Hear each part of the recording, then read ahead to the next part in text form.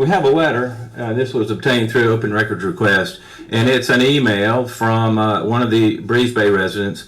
And, you know, it's talking about in the second meeting that they had, there was some discussion about how can we limit the short-term rentals. And Ken Gerard indicated, this is Craig Richards speaking. He says, at the time, Ken Gerard indicated that it might be possible to interpret, and the quotes were Mr. Richards, the language in the existing regulations.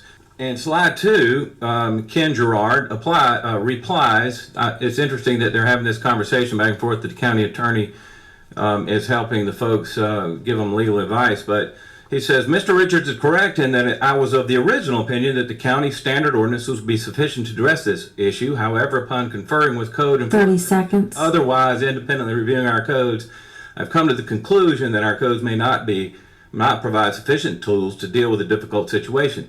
Now, what he's saying is that there is no 7-day or 1 week limit in the UDC. That's just been a position that's been held. It's a constitutionally unconstitutional misinterpretation, vague and ambiguous clause in the UDC under the definition of a dwelling unit. It does not mean 7 days.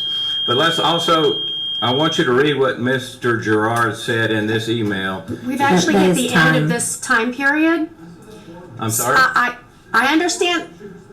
I just want to say one more thing, and this is, I'm just going to... There's a process for that. But this is the first time that this sweeping change to the Unified Development Code has come up, where you're basically banning short-term rentals for anyone who has a neighbor.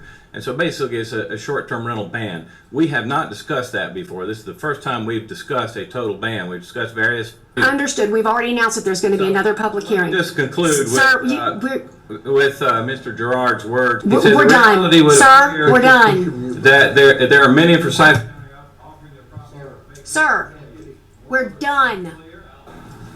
Just for clarification, is that Sir? another public hearing? Yes, sir. It is a public hearing. There's about 10 minutes remaining on your side. Mr. Paul, if you'd like, you can read Jay Hendricks's letter, or you can present for yourself.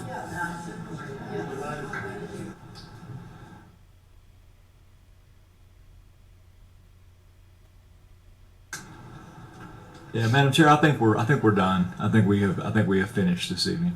Okay, thank you. We're Counselor's making the call that we are done on this.